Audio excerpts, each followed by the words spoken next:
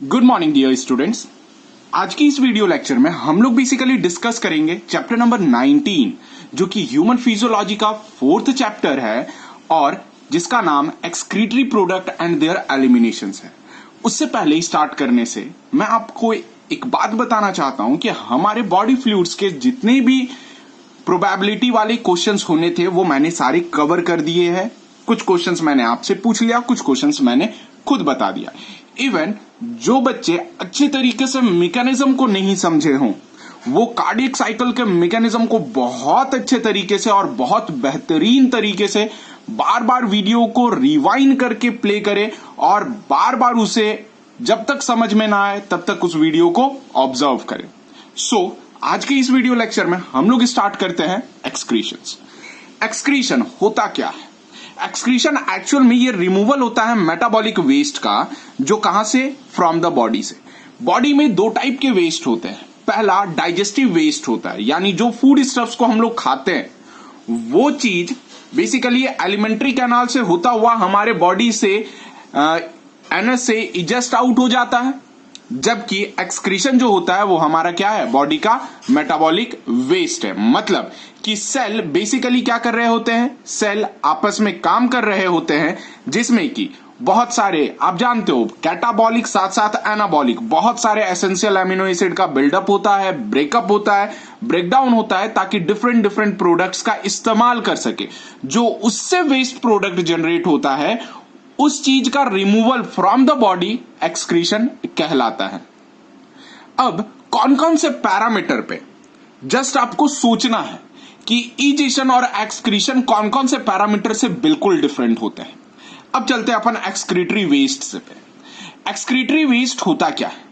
Excretory waste दो type के होते हैं बेटा। पहला होता है वैसा जिसे अपन नॉन नाइट्रोजिनस कहते हैं, जिसमें नाइट्रोजन कंटेंट बहुत ही कम होते हैं और लगभग नहीं के बराबर होते हैं। दूसरा जिसमें नाइट्रोजिनस वेस्ट प्रेजेंट होता है, मतलब कि जिसमें नाइट्रोजन कंटेंट ऑलरेडी प्रेजेंट होता है। नॉन नाइट्रोजिनस वेस्ट जहां से रिमूव होता है, एग्जांपल देख ले तो पहला लंग्स रिमूव करता है हमारा गैस दैट इज CO2, जबकि किडनी एक्सेस वाटर और सॉल्ट को बेसिकली क्या करता है? रिमूव करता है। जो प्राइमरी स्ट्रक्चर है एक्सक्रीटरी, और कह सकते हैं कि प्राइमरी एक्सक्रीटरी स्ट्रक्चर है।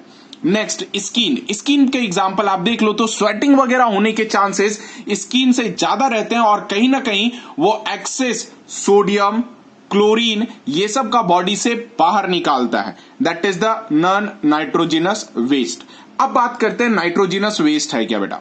नाइट्रोजिनस वेस्ट वो है जिसमें नाइट्रोजन कंटेंट प्रेजेंट रहता है और ये जो वेस्ट होता है वो एक्चुअल में प्रोड्यूस होता है metabolism of protein and nucleic acid. मैंने अभी बताया था कि बेसिकली सेल के अंदर कैटाबॉलिक और एनाबॉलिक प्रोसेस होता रहता है, क्योंकि सेल में वेरियस एक्टिविटी होता है जिस वजह से बहुत सारे डिफरेंट टॉक्सिक सब्सटेंस बॉडी में प्रोड्यूस होते हैं और उसे किसी न किसी मीडियम से बॉडी से इजेस्ट आउट करना पड़ता है, जिसका कि एग्जांपल है फर्स्ट अमोनिया। एनिमल याद रखिएगा जो अमोनिया रिलीज करता है उसे अमोनोटैलिक्स कहते हैं और ये 1 लाख मोर टॉक्सियर देन यूरिया होता है और बहुत ही ज्यादा वाटर रिक्वायर करता है रिमूव होने में from the body. Excretory product, जो मेन एक्सक्रीटरी प्रोडक्ट है अमोनिया, ये मोस्टली एक्वेटिक एनिमल का है। कारण यहां पर समझो नेचर का सबसे बड़ा लॉ यहां पर चल रहा है बेटा। अब क्या है कि उसे रिमूव करना है और जब अपने वेस्ट को रिमूव करना है सो वाटर की रिक्वायरमेंट ज्यादा होगी। अगर कोई लैंड पर रहने वाला इंडिविजुअल रहेगा तो वो तो पॉसिबल है ही नहीं, क्योंकि वो तो अपना बॉडी में वाटर की रिक्वायरमेंट तो सर्टेन अमाउंट पे ही फुलफिल कर सकता है। क्योंकि जब अपन लैंड पे रहते तो हम लोग सिर्फ ऐसा नहीं है कि फेवरेबल कंडीशन पे रहते हैं, हमेशा ऐसा नहीं कि नदी के किनारे बैठे हुए हैं, घर में 10 बॉटल पानी लेकर के बैठे हुए, ऐसा नहीं होता है। जबकि वाटर में एनिमल्स जो होते हैं वो कंटिन्यूअस वाटर से सराउंडेड होते हैं, सो उनका मेन एक्सक्रीटरी प्रोडक्ट जो होता है वो अमोनिया होता है। ये नेचर का बनाया गया लॉ है, तो याद रखिएगा जो एनिमल वाटर में रहता है वो कैसा होगा? अमोनोटैलिक होगा। एग्जांपल देख लेंगे प्रोटोजोअन्स, पॉरीफेरंस, सिलेंट्रेटा, ETC।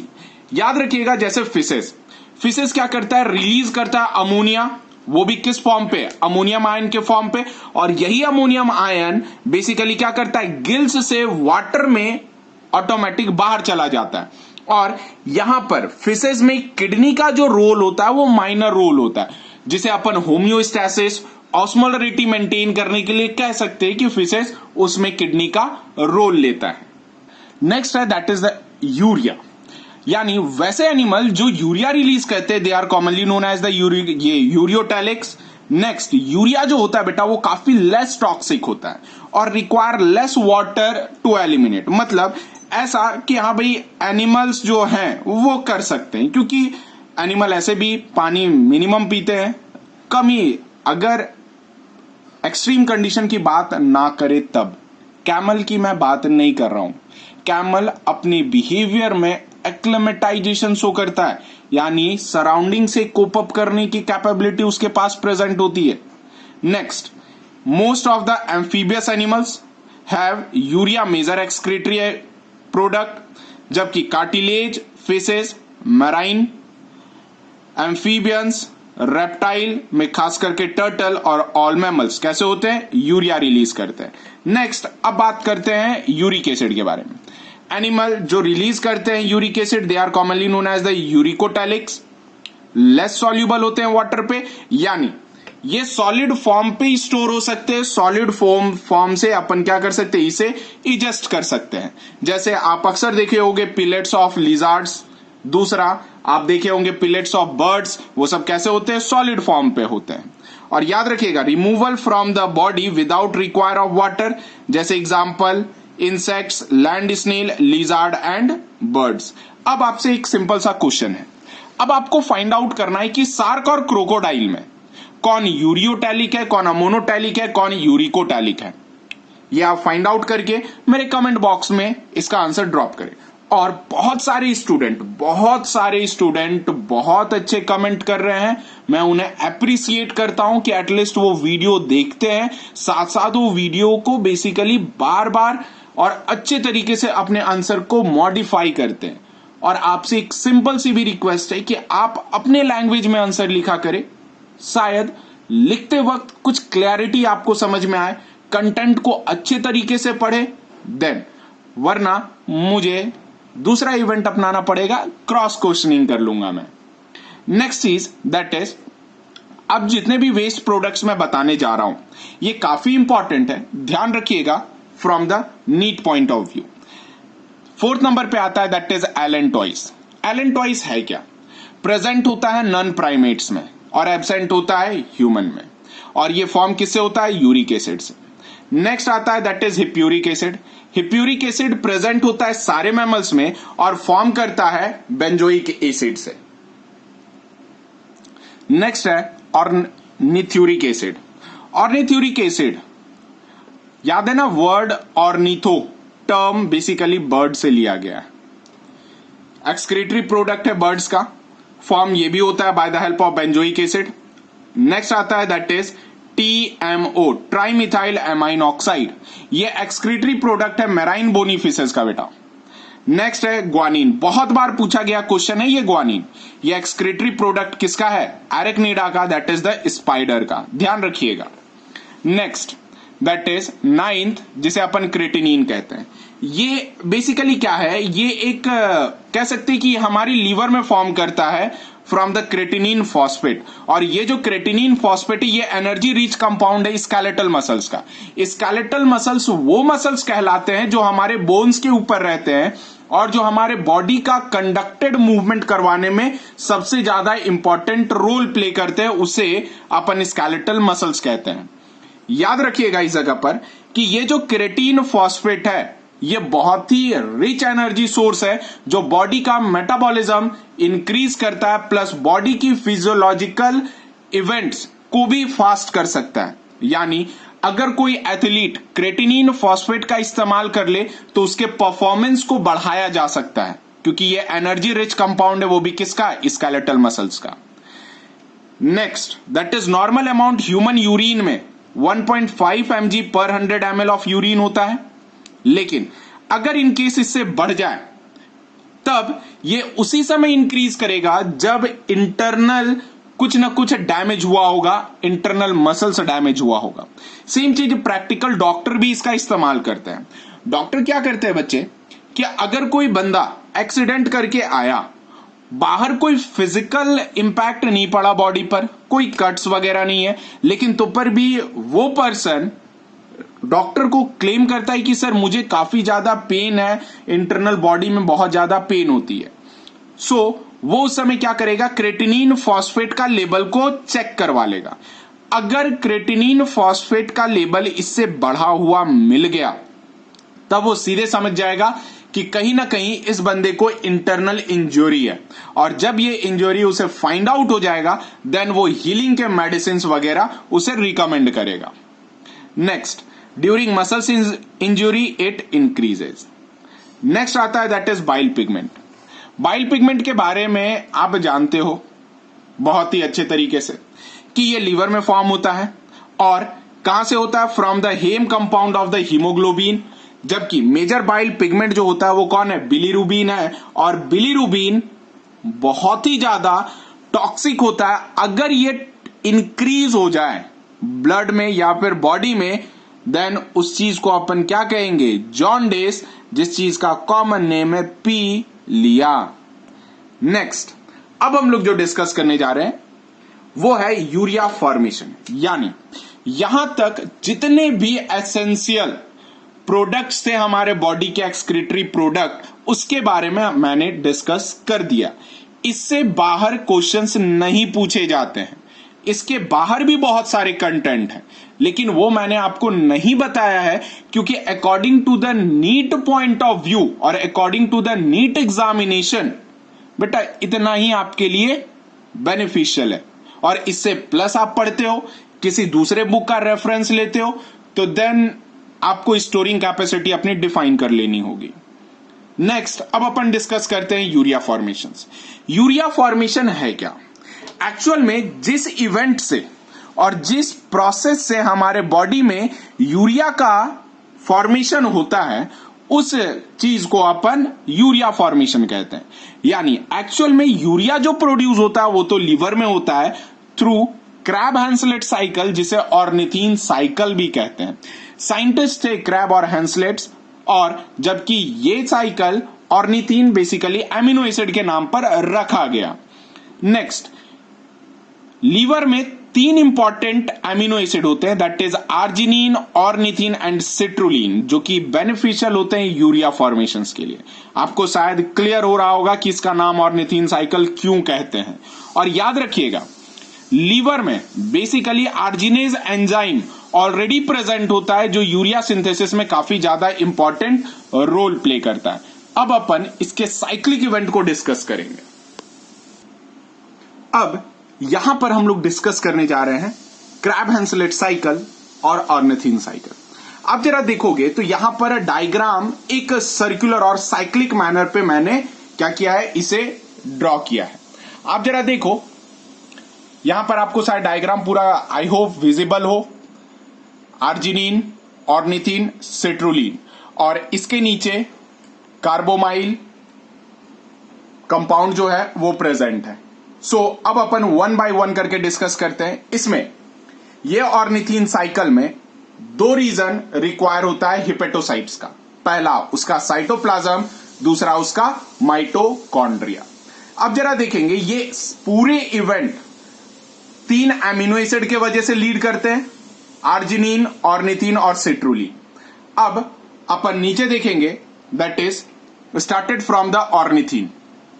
ऑर्निथिन से पहले जैसे ही ये ऑर्निथिन एमिनो एसिड हमारे माइटोकॉन्ड्रिया में एंटर हुआ, अब इस जगह पे NH3 plus CO2 that is carbamoyl compound लगा। इसमें 2 ATP रिक्वायर हुए, 2 ATP रिक्वायर किए, then carbamoyl phosphate synthetase enzyme लगा और NH3 प्लस CO2 को किसमें कन्वर्ट कर दिया, कार्बोमाइल फॉस्फेट में कन्वर्ट कर दिया। फर्दर ये ऑर्निथिन कार्बोमाइल ट्रांसफेरेज यहां पर एक एंजाइम लगा जो इनऑर्गेनिक फॉस्फेट को रिमूव किया और फाइनली कार्बोमाइल फॉस्फेट सिट्रुलिन के साथ ऐड हो गया और ये सिट्रुलिन के बाद जो प्रोसेस लीड किया दैट इज एटीपी रिक्वायर हुआ और इस जगह पर सिट्रुलिन से एस्पेरेटिक एसिड ऐड हुए। ऐड होने के बाद इस जगह पर आर्जिनोसक्सिनिक सिंथेटेज लगा, सिट्रुलिन देन कन्वर्ट हो गया आर्जिनोसक्सिनेट में। अब जैसे ही ये आर्जिनोसक्सिनेट में कन्वर्ट हो गया, इस जगह के बाद जैसे ये इंटरमीडिएट प्रोडक्ट है सिट्रुलिन और आर्जिनिन के बीच में, अब आर्जिनोसक्सिनेट बेसिकली एक फिर से NH3 ऐड किया और आर्जिनोसक्सिनेज एंजाइम लगा और फाइनली किस में कन्वर्ट हो गया, आर्जिनिन में कन्वर्ट हो गया। लेकिन यहां पर एक चीज देखे होंगे आप आर्जिनोसक्सिनेट के पास में कि यहां पर इक्विवेलेंट एक साइकिल चल रहा है जिसे क्रैब साइकिल कहते हैं। इस जगह पे जरा देखो, एस्पिरेटेट कन्वर्ट होता है फ्यूमरिक एसिड में दैट इज फ्यूमेरेट में, और ये इवेंट क्रैब साइकिल में जाता है जिसका रोल आपको पता है कि वो क्या चीज का फॉर्मेशन करता है। नेक्स्ट, यही आर्जिनिन आगे चल करके आर्जिनेज एंजाइम जो कि साइटोप्लाज्म ऑफ हिपेटोसाइट पे प्रेजेंट था, नेक्स्ट जो साइटोप्लाज्म ऑफ हिपेटोसाइट्स पे प्रेजेंट था, ये सिंपली क्या कर दिया, वाटर के साथ ऐड किया और आर्जिनिन आर्जिनेज एंजाइम के बिहाफ पे यूरिया का फॉर्मेशन किया और जो रिमेनिंग कंपाउंड था वो माइटोकॉन्ड्रिया में इंटर करके फिर से किस चीज में कन्वर्ट हो गया, ऑर्निथीन में कन्वर्ट हो गया। और ये यूरिया अब हमारे बॉडी से बाहर जाने के लिए तैयार रहता है by the help of kidney. अब जरा देखें, ये पूरी इवेंट होप आपको क्लियर होगी, लेकिन इस एंटायर इवेंट पे क्वेश्चंस क्या पूछे जाते हैं। इस एंटायर इवेंट पे आज तक 3 क्वेश्चन पूछे गए। पहला है कितने एमिनो एसिड रिक्वायर होते हैं, आंसर आएगा 3, प्लस एक यूरिया को फॉर्म करने के लिए ये जो है कितने कंपाउंड का इस्तेमाल करता है। तो पहला होता है NH3, इस जगह पे आप देखो 2 NH3, पहला एक NH3 और दूसरा इधर NH3, यानी टोटल 2 NH3 मॉलिक्यूल रिक्वायर हुआ। सेकेंड क्वेश्चन आता है कि नंबर ऑफ CO2 कितने रिक्वायर हुए। यहां पर देखिए सिर्फ सिंगल CO2 रिक्वायर करता है, जबकि नंबर ऑफ ATP कितना रिक्वायर किया, देखना आप, दैट इज 2 ATP इस जगह पे, 1 ATP इस जगह पे। सो ओवरऑल ATP कितना, 3 ATP रिक्वायर हुए। और एक बार फॉर्मेशन के लिए आप इस चीज को देख ले जरा, ये बहुत ही इंपॉर्टेंट है। ओवरऑल आपको यही याद रखना है, साथ साथ साइकिल को भी बार बार ड्रॉ करके चेक कर लेना है। लेकिन प्रोबेबिलिटी क्वेश्चंस का इससे काफी ज्यादा रहते हैं, सो पहले तो आप इसे गेट बाय हार्ट कर लेना। Next, that is the excretory structures in animals. Excretory organ और एग्जाम्पल, बहुत ही सिंपल सा पॉइंट है और होप सो ये सारे पॉइंट्स आपको मैंने एनिमल किंगडम में बहुत बारीक तरीके से क्लियर किया था। पहला प्रोटोनेफ्रीडिया, जिसे फ्लेम सेल्स कहते हैं और जिसे सोलेनोसाइट्स भी कहते हैं। ये किस में प्रेजेंट होता है, प्लेटीहेलमिन्थिस में, रोटिफर में, सिफ्लोकॉर्डेट्स जिस चीज को अपन एम्फिऑक्सिस कहते हैं। अब यहां पर रोटिफर्स किसे कहते हैं, आपको मुझे आंसर कमेंट करना है कि rotifers what do you mean about और exact meaning of rotifer. Next, excretory organ that is the nephridia, ये एनिलीड्स यानी अर्थवॉर्म्स में सबसे ज्यादा पाया जाता है। नेक्स्ट है that is the metanephridia, molluscs में। मॉलस्कस आप जानते हो, that is the apple snail, ये सब सारे मॉलस्का फैमिली में आते हैं। मेटानेफ्रीडिया को ही केबस ऑर्गन और ऑर्गन ऑफ बोजानस कहते हैं, ध्यान रखिएगा। नेक्स्ट है that is the green gland. Green gland example है क्रस्टेशियंस का, दैट इज द प्रॉन जिसे झींगा कहते हैं। नेक्स्ट है coxal gland. Coxal gland Arachnida का होता है, that is scorpion, spider, etc. शायद आपको पता होगा ये एरेक्निडा क्लास है किसका, आर्थ्रोपोड्स का। और उम्मीद है कि आपको अभी भी याद होंगे, नहीं याद होंगे तो थोड़ा रिवाइंड कर लीजिएगा, आपके लिए बेटर एडवांटेज रहेगा। नेक्स्ट दैट इज माल्पीगियन टिब्यूल्स, किसके, इंसेक्ट्स के। मोस्ट ऑफ द इंसेक्ट्स के जो होते हैं माल्पीगियन टिब्यूल्स होते हैं।